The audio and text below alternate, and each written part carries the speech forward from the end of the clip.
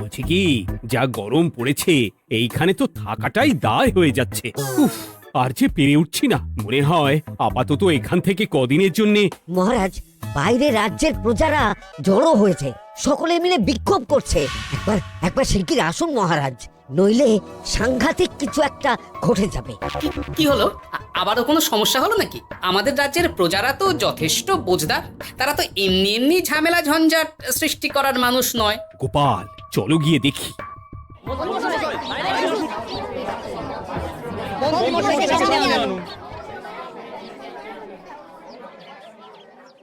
কি ব্যাপার, তোমাদের কি সমস্যা হয়েছে? এইভাবে বিক্ষোভ করছো কেন? মহারাজ, মন্ত্রী মশাইকে সামনে আনুন, তারপর বলছি কি হয়েছে না হয়েছে। সেরেছে। আরে আমাকে ডাকছে কেন? আচ্ছা, বলছি তোমরা একটু শান্ত হও। আমি বুঝতে পারছি তোমরা কিছু একটা কারণে খুবই অসন্তুষ্ট হয়েছো, তাই সেই জন্য বলছি আগে শান্ত হও, তারপর বলো মন্ত্রী মশাইকে কেন খুঁজছো, উনি কি করেছেন? গোপাল দাদা, তুমি তো জানোই রাজ্যে যা গরম পড়েছে, তার জন্য খাল বিল পুকুর নদী নালা একেবারে শুকিয়ে গেছে, চারিদিকে জলের হাহাকার। হ্যাঁ হ্যাঁ, সে তো জানি। গত সপ্তাহে এই সমস্যার কথা জানিয়ে মহারাজকে অনুরোধ করে গিয়েছিলাম যে রাজ্যের বাঁধটা যাতে খুলে দেওয়া হয়। কেন? আমি তো তোমাদের কথা রেখেছি। আমি তো দুদিন আগেই মন্ত্রীকে পর্যাপ্ত পরিমাণে মোহর দিয়ে বাঁধ খোলার কাজে পাঠিয়েছিলাম। কেন, উনি কি বাঁধ খোলেননি? সেইটা ওনাকেই জিজ্ঞাসা করুন। গত দুদিনে উনি তো বাঁধ খুলতে আসেনি, উপরন্তু আমরা ওনাকে ডাকতে গেলে উনি আমাদেরকে তাড়িয়ে দিয়েছেন। সে কি, এ তো ভারী অন্যায়। দুদিন ধরে অপেক্ষা করে আর না থাকতে পেরে আজকে আমরা এখানে এসেছি।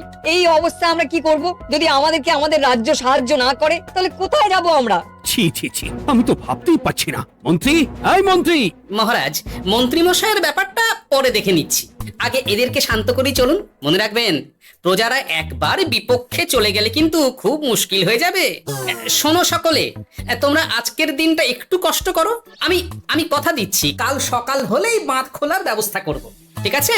ঠিক কথা বলেছো তো গোপাল দাদা। দাদা বলে যখন ডাকো, তখন দেখো এই দাদা তার ভাইদের কিছুতেই নিরাশ করবে না। শুধু আজকের দিনটা একটু চেয়ে নিচ্ছি, ব্যাস। ঠিক আছে, আজকে আমরা চলে যাচ্ছি, কিন্তু কালকে কিছু না হলেই। কোনো কিন্তুরই জায়গায় নেই পুঁটির বাবা, আর তোমরা রাগ করো না। চিন্তা করো না, সকাল হলেই সাঙ্গ পাঙ্গ নিয়ে আমি বাঁধ খোলার কাজে নেমে যাব।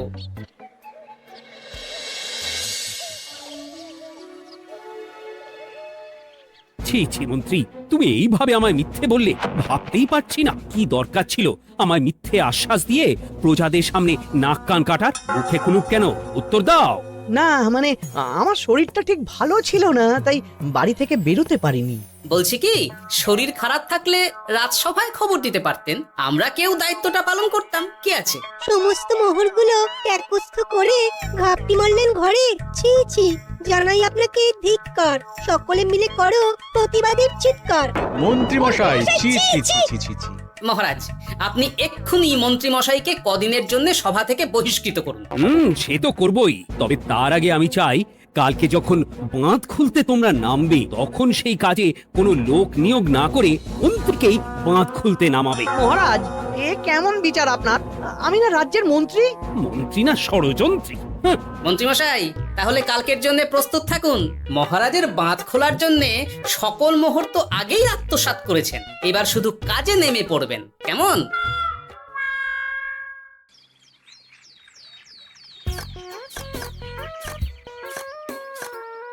ওহ গোপাল, এইবারে ছেড়ে দাও, আর পাচ্ছি না। এত সহজে হাল ছাড়লে হবে বলুন? এই কে আছো?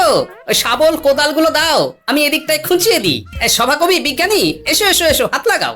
সবে মিলে করি কাজ, বাঁধ খোলা হবে আজ। বাঁধ খোলা হবে আজ, মন দিয়ে করো কাজ।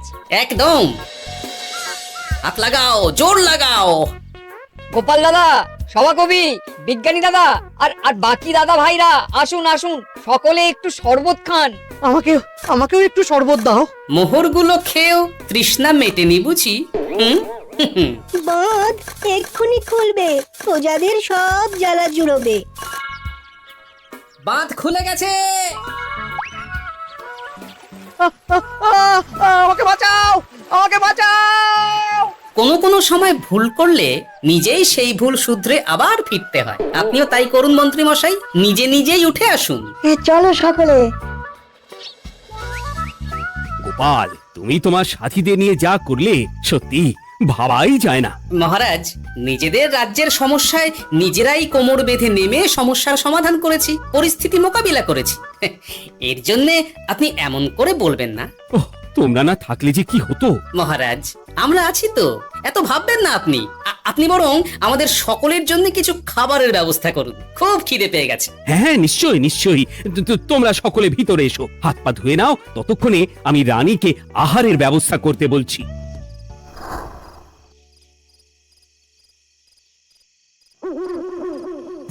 ওমা গো, ওমা বাঁচাও, কি শরীর খারাপ তাই না লাগছে গো। একে গিন্নি, বাবারে, কি হয়েছে নাকি? তুমি এইভাবে এখানে শুয়ে কাতরাচ্ছ কেন? বলি তুমি এসেছো? হ্যাঁ, এই তো আমি চলে এসেছি। কি হয়েছে গিন্নি? তোমার কোথায় কষ্ট হচ্ছে? গরমে হাঁসফাঁস করছি গো, পারছি না। রান্না করতে গিয়ে খুব বাজে অবস্থা হয়ে গেছে গো, এই থেকে এইখানে পড়ে পড়ে গড়াচ্ছি। ঠিক আছে, আজ আর রান্না করতে হবে না গিন্নি, আমি রাজবাড়ি থেকে খেয়ে এসেছি। বাহ, নিজে খেয়ে এসেছো বলে আর রান্না করতে হবে না বলে দিলে। এদিকে রাত্রে আমি খাবো কি সে খেয়াল আছে? হ্যাঁ হ্যাঁ, খেয়াল আছে, খেয়াল আছে। যাও, আমার জন্য রান্না চাপাও আর একটু জল দাও। দেখো, এত গরম পড়ে কৃষ্ণনগরের অবস্থা শোচনীয় হয়ে গেছে। বয়স্ক লোকেরা কোনো কাজই করতে পারছে না। সত্যি তো, এই গরমে রান্না করাটা খুবই কঠিন গিন্নি। কি বললে? আমি বয়স্ক লোক? আমার বয়স হয়ে গেছে, তাহলে নিজে কি? এই না না গিন্নি, আমি তোমায় কিছু বলিনি। আমি গোটা কৃষ্ণনগরের সাধারণ বয়স্কাদের উদ্দেশ্যেই কথাটা বললাম। তোমার তো বয়স হয়েছে বলে মনেই হয় না গিন্নি। ও তাই বলো?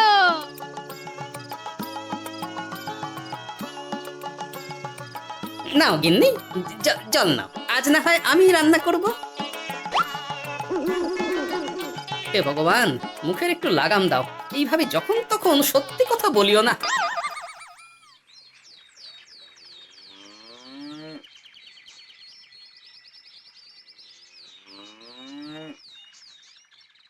গোপাল দাদা, ও গোপাল দাদা, একবারটি বাইরে এসো, মহারাজ জরুরি তলব করেছেন।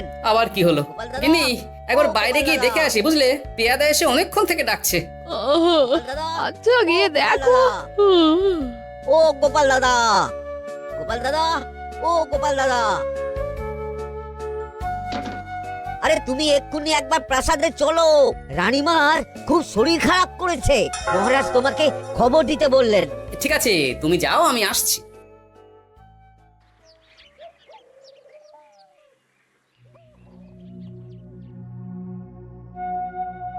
গোপাল, কি হবে বলো তো? রানী তো দুমদাম করে ব্যারামে পড়ে না। মহারাজ, ভয় পাবেন না, আমরা আছি তো। বৈদ্যকে পরীক্ষা করতে দিন, দেখি সে কি বলে। মহারাজ, অতিরিক্ত গরমের জন্য শরীরটা খারাপ হয়েছে। আসলে উনি এই তীব্র দাবদাহ নিতে পারেননি। তবে চিন্তা করবেন না মহারাজ, আমি বাড়ি গিয়ে এক ধরনের বিশেষ পথ্য পাঠিয়ে দিচ্ছি। রানীমা খেলেই সুস্থ হয়ে উঠবেন। মহারাজ, নিজের কানেই তো শুনলেন, রানীমার তেমন গুরুতর কিছু হয়নি, চিন্তা করবেন না। বৈদ্যর ওষুধে উনি সেরে উঠবেন। যাওয়ার আগে একটা কথা বলে যাই, গরমের এই দাবদাহ কিন্তু আরো ভয়ঙ্কর হবে, তাই সকলে খুব সাবধানে থাকবেন। শরীর যাতে ঠান্ডা থাকে এমন হালকা পাতলা খাবার খাবেন। আসি, রাজসভায় দেখা হবে। মহারাজ, বৈদ্যমশাই কিন্তু এটা ঠিক বলেছেন, গরম আরো বাড়বে, তাই দুজনেই খুব সাবধানে থাকবেন, কেমন? গতকাল তো আমার গিন্নিও গরমের চোটে কুপকাত হয়ে গেছিল, শেষমেশ আমাকেই বাড়ি গিয়ে রান্না করতে হলো আর কি। ও বাবা, তাই নাকি? তাহলে তো খুবই চিন্তার ব্যাপার। আচ্ছা মহারাজ, আমি তাহলে এখন আসি, আবার রাজসভায় দেখা হবে। এই গরমে আর এখানে থাকতে পারছি না, বলছি কদিনের জন্য না একটু অন্য কোথাও গেলে হয় না গো? গিন্নি, এই গরমে ঘরেই থাকো, অন্য কোথাও যাওয়ার মোটে নাম করো না। বাইরে বেরোতে গিয়ে যদি কোনোভাবে গরম হাওয়া শরীরে লেগে যায়, তাহলে বিপত্তির আর শেষ থাকবে না গিন্নি। কিন্তু এখানেও তো যা গরম পড়েছে, পচে গলে মরে যাই আর কি। উফ গিন্নি, দয়া করে এইসব বাজে কথা বলা বন্ধ করো তো। আমার আয়ু থেকেও তোমার আয়ু দীর্ঘ হোক। বাহ, তুমি এসব কথা কোথা থেকে শিখলে গো? এই তো তোমার থেকে আর কি। গোপাল, গোপাল, রাজ্যের অবস্থা খুবই বেহাল। এই সবই আমাদের পোড়া কপাল। আরে সভাকবি, কি হয়েছে? তোমাকে দেখে তো মনে হচ্ছে তুমি কিছু...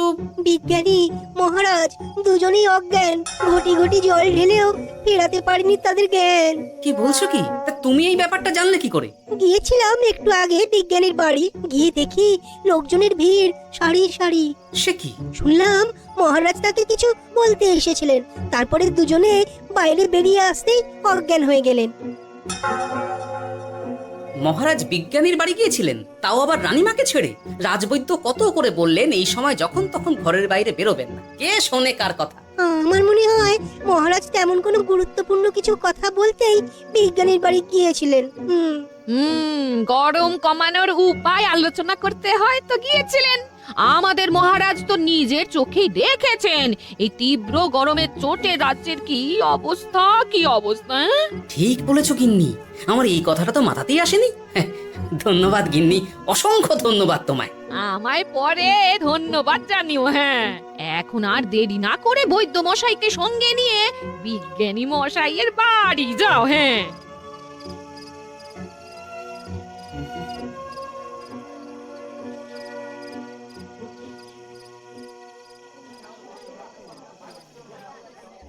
কি বুঝছেন বৈদ্যমশাই? খুব একটা ভালো কিছু বুঝছি না গোপাল। দেখো, সত্যি বলতে ওই কৃষ্ণনগরের অবস্থা খুবই বাজে। তাই এখানকার মানুষেরা একে একে অসুস্থ হয়ে পড়ছে। বাইরের অবস্থাটাও তো ভালো নয়, বুঝতেই পারছো।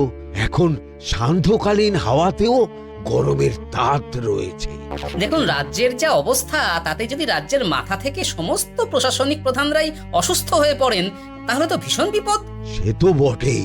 এই জন্যেই আমি বলি কি, মহারাজ সহ সকল সভাসদেরা এই রাজ্য ছেড়ে কদিনের জন্য পাহাড়ি কোনো এক জায়গায় গিয়ে থাকুন, পরিবার নিয়েই যান। দেখুন, আগে নিজেরা বাঁচলে তবে তো রাজ্যবাসীকে ভালো রাখতে পারবেন, তাই না?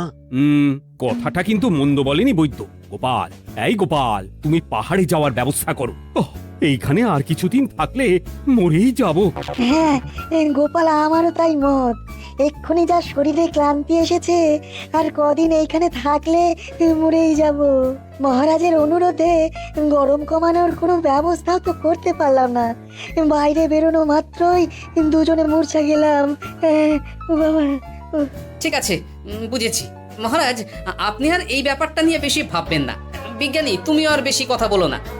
আমি পাহাড়ে যাওয়ার ব্যবস্থা করছি। আমরা রাজসভা সকলে সব পরিবারে যাব। অনেক কাজ হয়েছে, এখন কিছুদিন আমাদের বিশ্রাম দরকার।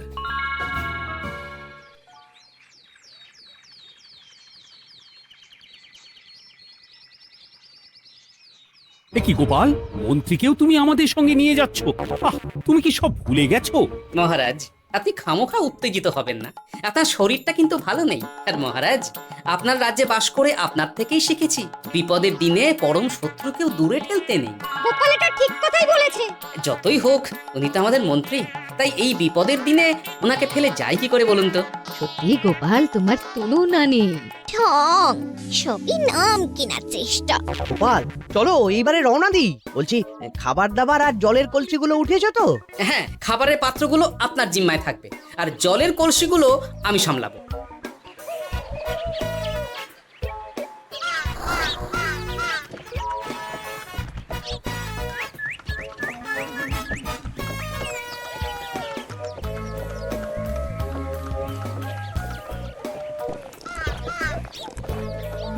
গো, তুমি খাবার ছেড়ে শুধুই জল খাচ্ছ? ওদিকে মন্ত্রী মশাই যে সব খাবার একাই সাবার করে দিলেন। ভালোই তো, থাক না। এরপরে বড় বাইরে যেতে হলে বুঝবে। আমি তো ওই জন্যই নিজের জিম্মায় শুধুমাত্র জল নিয়েছি। দেখো, জল খেলে ছোট বাইরে যাওয়ার দরকার হলে চলে যেতে পারবো, কিন্তু বড় বাইরে যাওয়ার দরকার হলে তো যেখানে সেখানে যেতে পারবো না। তাই জলই সই। কিন্তু সবার জল যদি তুমি একাই শেষ করে দিলে, তাহলে... এই রে, এটা তো ঠিক বলেছো গিন্নি। পথে ঘাটে কোনো পানীয় জলের পুকুর বা কুয়ো দেখলে জল ভরে নিতে হবে, বুঝলে?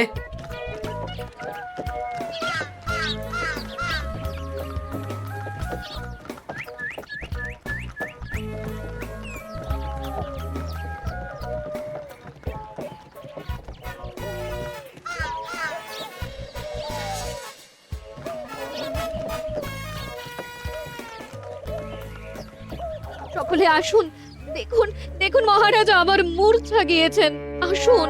সে কি, কৃষ্ণনগর পেরিয়ে এসেছি, এখন এই অচেনা অজানা জায়গায় এসে মূর্ছা গেলেন? গিনি চলো তো শিগগির গিয়ে দেখি। কেউ ঘাবড়াবেন না, মহারাজের শরীরটা আসলে খুব দুর্বল ছিল তো, তাই মূর্ছা গিয়েছেন। তবে চিন্তার কিছু নেই, আমি এক ধরনের পথ্য দিচ্ছি, এটা খেলেই উনি আবার সুস্থ হয়ে যাবেন। ঠিক আছে বৈদ্যমশাই, আপনি তাহলে যত তাড়াতাড়ি সম্ভব পথ্যটা তৈরি করুন। হ্যাঁ, আমার এই পথ্যটা তৈরি করার জন্যে একটু জলের প্রয়োজন, একটু জলের ব্যবস্থা করুন তো।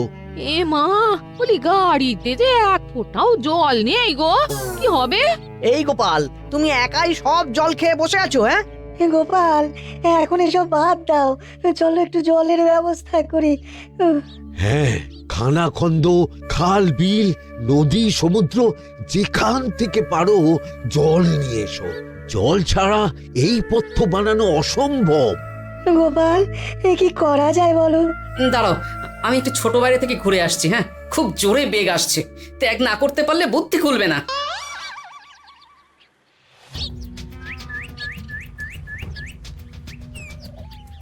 ও ওদিকে একটা পাত কুয়ো দেখতে পাচ্ছি মনে হচ্ছে।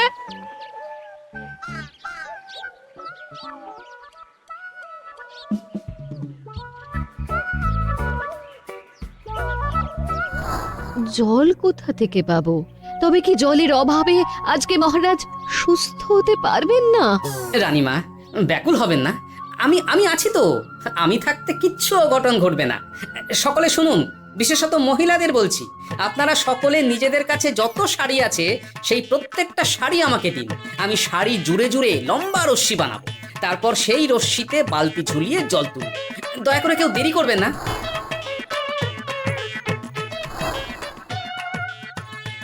এই নাও আমার 5খানা শাড়ি। হ্যাঁ, এই নাও আমার 10খানা শাড়ি। আমি বাবা আমার লতা পাতা মিনি করা শাড়িগুলো দেব না। যা পারো করো, আমি বড় বাইরেতে যাচ্ছি। ওমা, বিপদের দিনে শাড়ি দেবে না? গায়ের জোরে নিয়ে আসবো। হ্যাঁ,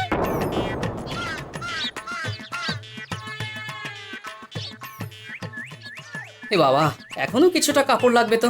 যা গভীর পাতকুয়া, সবার সব শাড়ি তো কাজে লাগিয়ে দিয়েছি, এখন কি হবে? আরে ওই তো কার একটা ঝোপের কাছে ধুতি পড়ে রয়েছে, যাই ওইটাই নিয়ে নি।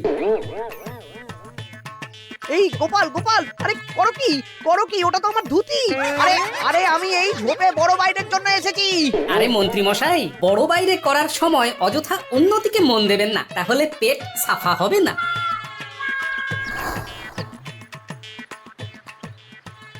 গোপাল, তুমি ছিলে বলে এই যাত্রাতে রক্ষা পেলাম। ভগবান তোমাদের অনেক অনেক মঙ্গল করুক। এই দেখো না, ওরা না আমার লতা পাতা আঁকা শাড়িগুলো নিয়ে নিয়েছে। দূর তোমার শাড়ির লতা পাতা, আমি নিজেই জড়িয়েছি বড় বড় ঘাস পাতা। চুল করছে রে, দূর চাতা, দূর চাতা।